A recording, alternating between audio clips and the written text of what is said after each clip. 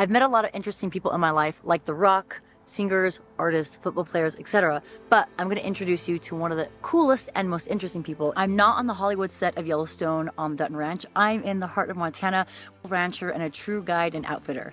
This is Peter Howell. Thank you so much for taking the time to be with us and allowing me to come out here and visit your amazing ranch. I'm glad we got to make it happen. Yes. So before we get started and kind of dive into who you are, a friend of mine recently moved up here and she really wanted to embrace the Montana lifestyle, really wanted to learn more about the lifestyle and what it is to live out here. What has been kind of your viewpoint, or what have you seen with COVID, the influx of people moving here from Yellowstone, and how that's kind of changed or maybe created this dynamic here in Montana? Yeah, it's a good thing. I mean, got people to change their ways and kind of see a different lifestyle for sure. It's brought. I mean, I'm outside of Bozeman a little ways, and you've definitely seen an influx of people in the last, what, it's COVID's 4 years now, 3 Yeah, years? 3 or 4 years now. Yeah, so you've definitely seen the movement of people and just kind of trying to people just kind of get out of the reaches and kind of get in a spot where, you can have something like this. Although this isn't for everybody, obviously, but it's definitely made this town more desirable and whatnot, in a good and bad aspect. So, I mean, Yeah. it's brought some cool people in here. The biggest thing is, the biggest thing we've seen, especially with the Yellowstone shows, it's driven our prices up to the point where, like, our layman people can't afford to live here anymore, which Yeah. is, I think, the hardest thing. Like, we came out here to live and kind of take advantage of the natural resources that we have, and then all of a sudden we find ourselves where it's kind of getting expensive to live here. It's like big city living and little city wages, right? Yeah. Small town wages. Yeah. So it is what it is. You have to learn to adapt. That's the whole time. Part of being in Montana is like you can't have one job out here. It's Multiple. yeah, you just have to build and build and build and kind of figure out what your niche is and develop that niche, and then find another niche, develop that, and see if you can't make everything kind of weave together. Yeah. So that's what I've done. Well, it's incredible. It's amazing. We met last year at the Hunter Games. And for those that are watching, Peter and another friend, Rob Massa, is actually going to take me on my first hunt. I'm very excited. This is a whole new world. Even though I'm from Montana, I grew up here. I'm grateful for you and Rob to be able to kind of take us out and, go for our first hunt. We'll go for an elk. And so it's a whole new experience. And I really kind of want to dive into kind of your experience, like where you started, how you kind of got into it, what was your first hunt like? Like, what did you do for you? I mean, for this is me. I'm excited. I get all kind of intrigued by the whole process and learning. I feel like it's very overwhelming because there's a lot to learn and absorb. But what was your first hunt like? Mine was, if I remember correctly, I was on a ranch about 3 ranches over from here, and that was a ranch of like subsistence. So we were low on food, and the ranch was like, we need to go get food, so grab a gun, go find a deer. And it was honestly walking out in a hayfield and clean hunt. It wasn't like an experience of like, I'm hunting and this is my lifestyle and I'm looking forward to it. It's like, we need to eat something this week, and the deer was part of it. So we went harvest animal and did it that way. And that was my first big game was a white-tailed doe. But I learned the nice part of it was like, it wasn't about the horns and stuff like that. It wasn't about that. The experience could have been a bit more delightful instead of just walking out the backfield and shooting something. But it taught me like what the prize is, not so much horns. It's just the food and what you can get out of it. So and I definitely feel like that's an intrigue, at least for myself, like learning how to hunt, but also be able to provide for myself, like to be able to get an elk or to get a deer and be able to have food and resources for myself, my family, and not just be about like a prize or a set of horns or anything like that. And it just makes it more valuable that way. Yeah. And you're taking an animal's life. It's still like a life that you're taking. We have to remember that. And then when you get to that stage and you're like, all right, I'm using it. It's not like it's just going to go to waste. And unlike half the hunting that we do in the U.S. and around the world, I've hunted all over the world, but everything goes to use. It's not like we're just shooting something and just laying the ground. We cut its head off and call it a trophy, Call it done. That's not the case. Yeah. So a lot of times, on hunts that I've guided, I've got foreigners come in or in different country hunting, if they can't take the meat with them, there's tons of like helping communities out here where you can do meat donations, and it goes and the meat processors here, if they do it that way, they'll process the meat and then give it to families. There's lists of families and stuff that need assistance and stuff like that. So that's a cool thing about doing this stuff too. Yeah. And a lot of people aren't exposed to hunting like you're going to be exposed to it shortly, but a lot of people don't get to have That experience. that experience. So Yeah. And I feel like there's something you connect to the outdoors, you connect to nature. And I think growing up in Montana, being out here, being in the mountains, you have that connection. You already have that established. And so it's like, how can I build upon that? Yeah. And how can I, take from the land, but also give back to the land at the same time. Yeah. So how did that first hunt lead into kind of like your early days of getting into ranching, outfitting, and kind of transitioning from, teenage years to like young adulthood? Yeah, it's that's a loaded question. Well, I feel like I've done a little research in terms Yeah, of what you've done, and I feel like you've done a little bit of everything. I You've done the have, ranching, yeah. you've done the guiding, the fisherman. You've obviously there's a lot of places you've gone. I'll get there eventually, Hmm. but in terms of here in the U.S., like, what was it? Was there a pivotal moment that you're like, all right, this is what I want to move into. Like, I want to do more of this. I want to help experience this with other people. I want to give them the experience. Right. It got to be, I wish I could say it's as romantic as that way, but it was more or less, I was working cattle ranches, and then on the river, the place I lived on, we had a blue ribbon trout stream run through it, so I'd fish.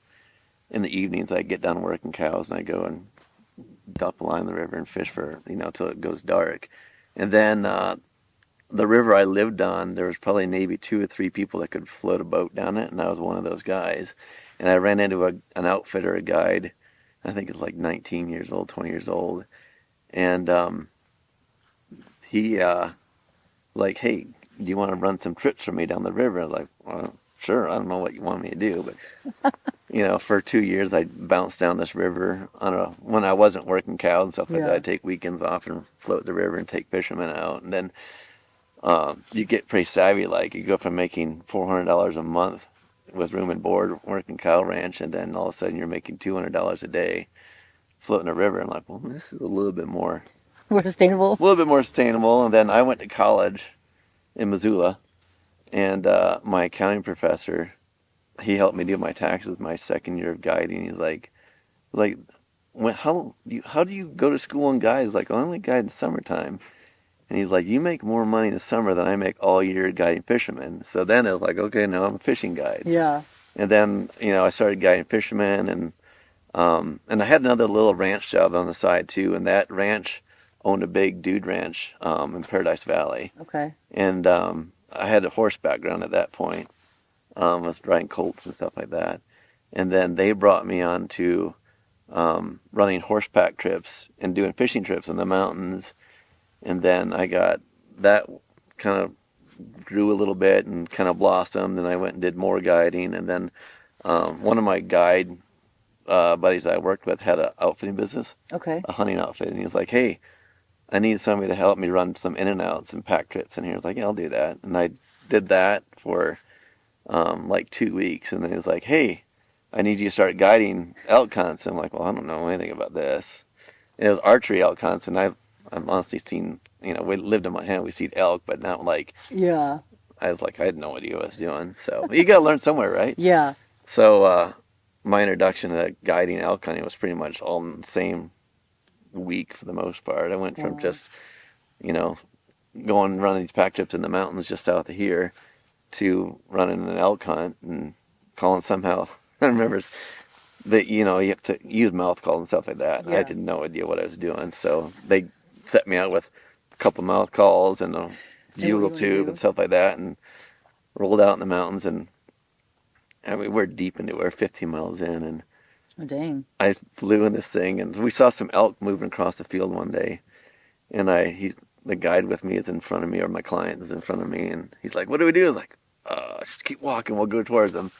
And I blew on this reed call, and it sounded like I stepped on a cat, like, and the bull charged me, No way. and the guy shot the bull within 10 yards, and from then on out, led into elk hunts for the next 20 years of my life. Yeah. And then that blossomed into working all over the world just through the hunting community. That's incredible. And that's something I've learned about. Like, you did trips or guides in Africa. Yeah. So what was there? Was there a pivotal moment where you're like, all right, I do want to go? Or was there someone like, hey, we're going to go to Africa? Or there was an interest, or you had a connection over there that you kind of like that took your life that way, or that direction? It was, I was running, let's see, where was I at in that tower?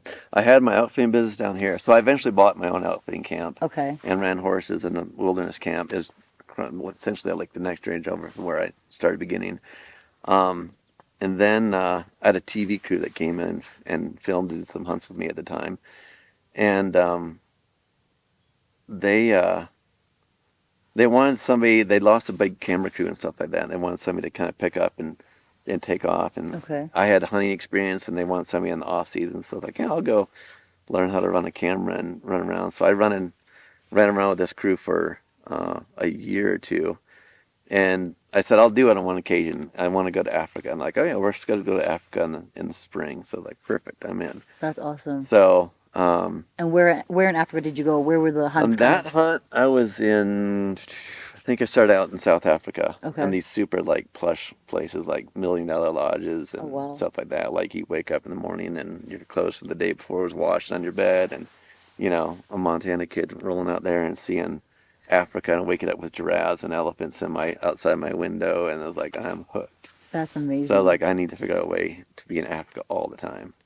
That's and then incredible. from there on out, I met a bunch of resources and contacts and stuff like that, and I would just, in free time, when our seasons were done here, I would roll to Africa and go work over there and be part of it. So what's the season like kind of over here, like in terms of time frame, like, or what would you be guiding, like 3 or 4 months here? Then from there, do you transition? You'd go to Africa for like, 2, 3 months or a couple weeks? So or... that one would be, I would guide the elk rut from September. I'd follow that through till October, and then October, I would take a month off and I would go, once the elk rut would be done here early October, I'd head to Africa and work Africa till Mexico would open up Okay. for their deer season, which was November 20th, I think. And I'd work Africa till November 20th. And I'd come back and go to Mexico and hunt mule deer, sheep, and coos deer from November to March. And then I would go back to Africa and hunt March to May, June, and then come home and spend the summer. Oh my gosh. What haven't you done? Yeah, it's like seize the moment. And I'm one of those guys, like, an opportunity presents itself. I'm like, yeah, I'll try it. I love it because to make the most of every opportunity that you have, like that's your ethos. You're living it. You're doing that, and I think to be able to open the door and allow other people to experience it, like that's incredible. Like I'm so grateful and thankful that I get to be able to do this with you later this year. Yeah. To go on my first hunt and really get the lay of the land, but also be in it. Like, and I think that's the only way, not the only way, but that's one of the best ways to experience it. Yeah. Is be out there with someone that knows what they're doing. And again, I'm going to absorb as much knowledge. I want to be like a sponge and like hear your stories and, what advice do you recommend? What do you not recommend? How can I hopefully highlight that and share with other people? Because I know for myself, like I have this interest of wanting to provide for myself and my family, but I don't know where to start. Like, what are the first steps? And like, just gotta, jump into it. Gotta jump. You gotta fall. Yeah. That's the only way you do this stuff. Yeah. And once you go, I mean, it's like, you remember the first day of school? You're like, God, for 2 weeks leading up to the first day of school, you're like, you've built up this whole enigma of what it's going to be like. I'm going to walk in the classroom, everybody's going to look at me, and I'm not going to know what happens. Yeah. And that happens for like the first 5 seconds of it, and all of a sudden, you take in your environment, you start to adapt to it, you start to go, and all of a sudden you become part of it. And just like one with you. Yeah, and as soon as you just kind of fall into something, then you're in it. You can't like fall out of it. Yeah. So you got to start living it. Yeah, just keep going down that hill and snowball. And that's how it is. You just roll. Yeah. And some things are good, some things are bad, but you're going to learn and take away from everything. You have joyous moments, you're going to have heartbreak, you're going to have all that stuff. But it's, you just got to fall. So out of all your experiences and all the hunts you've done thus far, has there been one that's been kind of the most memorable experience, or something you learned the most, something you took away that you could share insight to tell people, or like you'd offer to them like advice or anything that would be most impactful for someone that's new into this space? I'm trying to think if anything stands out in particular. I was in Africa once on one of the big animal hunts. Mm-hmm. I remember we got into a track and we followed for like 10 or 15 miles, and there's 5 of us in the line, and it was an archery hunt on this animal. And I remember it was one animal that high probability somebody's going to die if things go bad. And we got into it, and I remember we kind of like track got closer, it got fresher and fresher, and you could tell like the mood went from like, hey, a big breakfast and like the big night, stuff like that, and kind of chit chat, to the point where like as we got closer, everybody started, you could still talk because we knew we were for like 5 miles behind this animal. Okay. But I got talking about family, and then once we got within like an hour of where this animal was, I felt like a massive change in like Like the energy. everybody's energy. It went from like happy-go-lucky to everybody needs to be on their game right now or else somebody's gonna die. Damn. And I remember just sitting there, and then when we got within this animal, it didn't happen. Um, but I remember not seeing the animal at all. But my head tractor was walking, then he peeled out, rolled behind us. I separated out with the other PH and myself, and we both went up with guns, and then sent the hunter in front of us. And I remember just sitting like, I know this thing's here, I can't see it. But the tractor saw it, so he saw something. Mm. And then I was sitting there. You could feel it. Nobody's talking. I mean, you can't even hear breathing at this point within our group. And I could feel like the wind tickled the back of my neck and switched. And Mm. then the entire forest blew up and those animals blew out of there. But it was Gives like, me goosebumps. it was a moment like, oh shit, if that wind didn't switch, this could have happened. But I thought we were probably like 60 yards from the animal. We were only 15 yards Oh from my it. And when I gosh. did see it and it finally moved, I was like, oh shit, it's right there. And just that Goosebumps. moment. Yeah. And we never had a clear shot on it, but at that moment, like it became, and that's what Africa does. It maintains life and death and stuff like that. But to answer your question in general, every time you go out, you're gonna learn something new. Yeah. Like the biggest thing I've learned is um, an animal has a sense that a human doesn't have. It's and I can't touch it. I don't know what it is. It's just a natural instinct. Like you'll be on a bow hunt and an elk will walk through and they'll step into one spot where you just need to make one more step and they never do it. And that happens more than once. You're like, wow, he needed one more step, but something instinctually in that thing said, Nope. nope, Yeah. not happening here. And they blow out, and then you'd have to reconfigure. And it's a constant game of chess and strategy, but Yeah. that makes it fun. Um, but then taking somebody hunting, seeing them take their first animal or whatever, um, that's a pretty emotional thing for a lot of people. Yeah. I can only imagine. I've never obviously experienced it, but I saw that video that Rachel Attila did of her getting her like her sheep with her father doing that Hmm. hunt, and she just like broke down. So emotional, and I'm like, I can only imagine. Once I get there and I do that, it's like because you are taking a life, and we talked about that at the hunter games or the Yeah, hunter course, and that was something that was so pivotal for me in terms of if I'm taking anything away, like that shot, that ethical shot is so important. Like make sure that you 100% know you're going to take that shot, yeah, and it's going to be the shot that's going to take the life, but don't like, oh, maybe, maybe 80%, maybe 50%, because it's like, it's a life you're taking. And like, yes, you're doing it with good intention to provide for your family, yeah. but that was something that's very impactful to me. And it's like, I have a lot of value on that.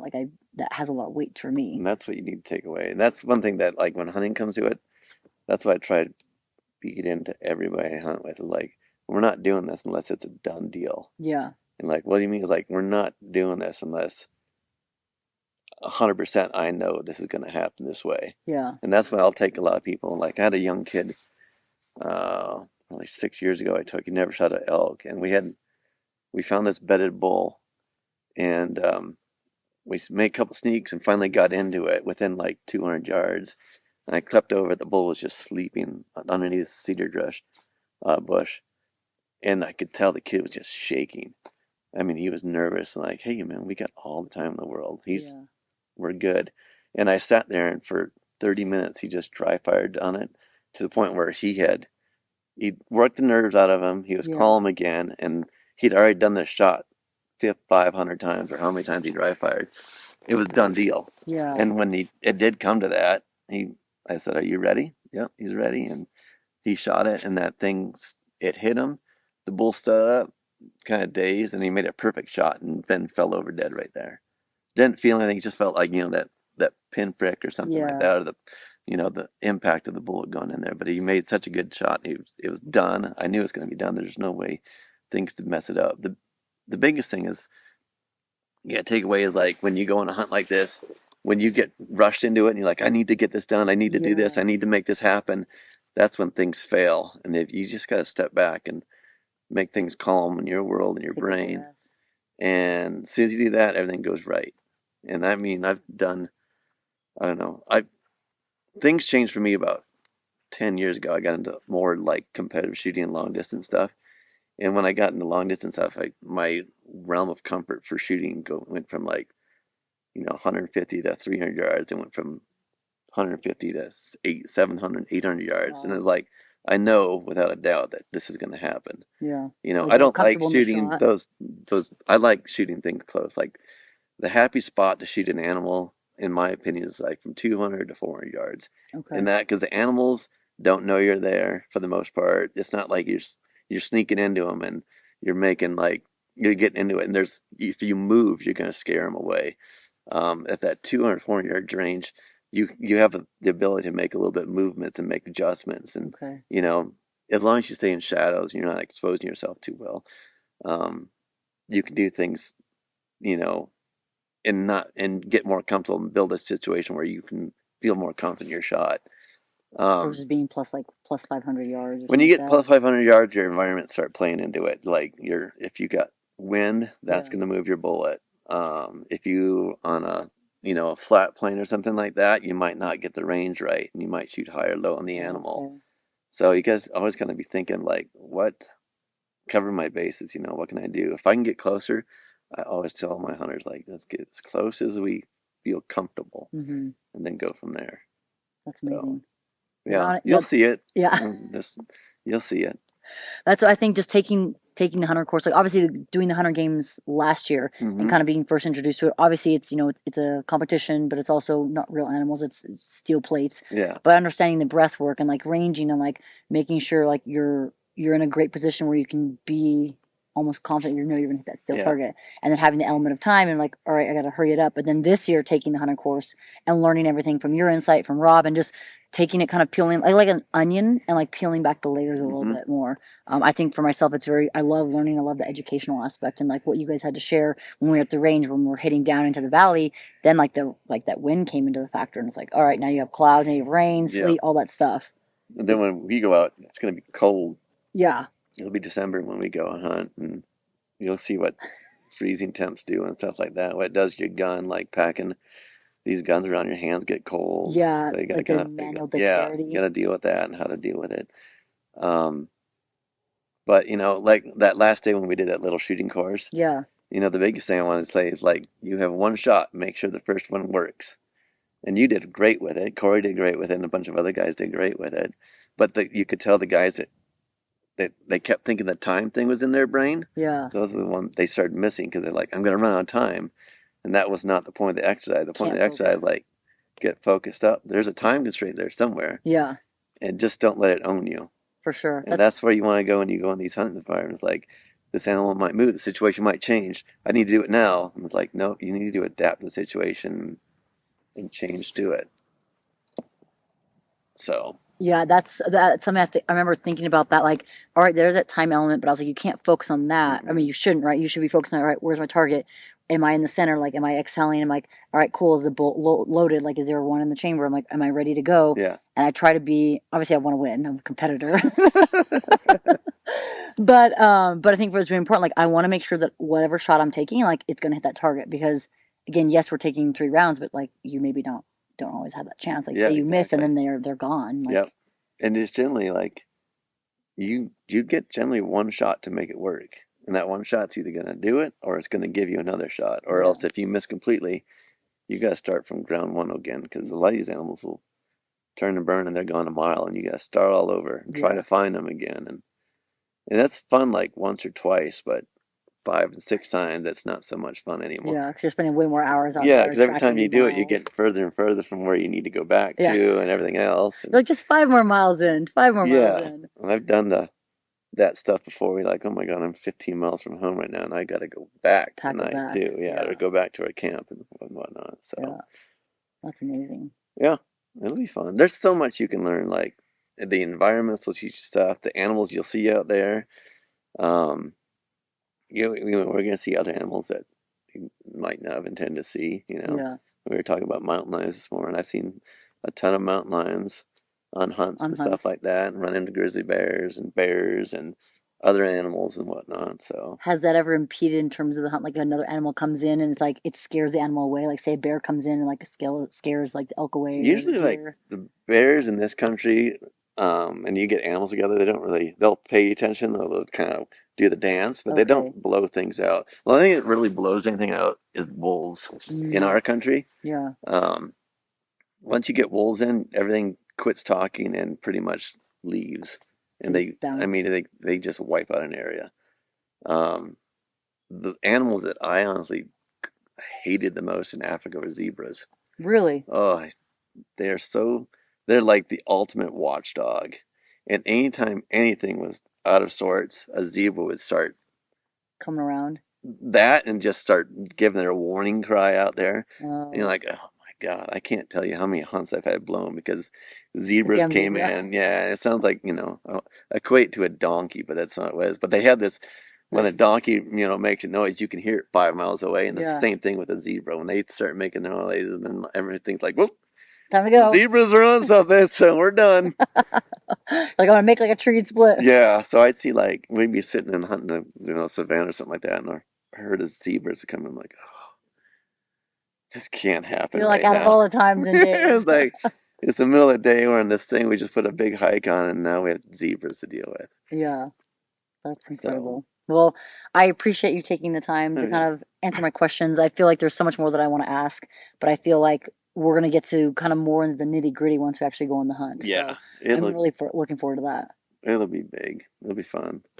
So, and there'll be a lot of night talks and stuff like that, and how to do it, and how to dress and stuff like that. And we covered a little bit like in the hunting class, and always start cold, and Yeah. you can always layer up, but you get Yeah, that was a huge learning piece for two, like learning like what to pack, yeah. how much to pack depending on what type of weather, Hmm. how long you're gone for. Yeah, But that was that's the biggest thing. And like whenever you go anywhere, like you guys are going to the Kalispell for the weekend, right? yeah. You have a full truck full of that stuff. And I always encourage you, bring the more the better. But when you're going to go out in the field and go hike, the least amount of stuff the better. So bring stuff that's That you could layer on. you can layer on, like having your base layer and then working that, and then when you sit, you'll have your down layer and then a shell over the top of that. And Yeah. you can get by and survive on that stuff pretty well. Yeah, there's definitely a lot of shopping I need to do to Yeah, get prepared for that. we'll go through it. Awesome. Well, thank you so much, Peter. I appreciate your time. I'm really looking forward to doing this hunt this fall, winter. For those that are, again, watching, please stay tuned. We will be sharing aspects of the hunt that we do later. We're also doing some preparation of how to prepare for the hunt. So there'll be a 6-week program that you guys can follow along. I'll be doing this as well. Make sure to subscribe, turn on the notifications bell, and leave a comment below of what you're most interested in learning about hunting.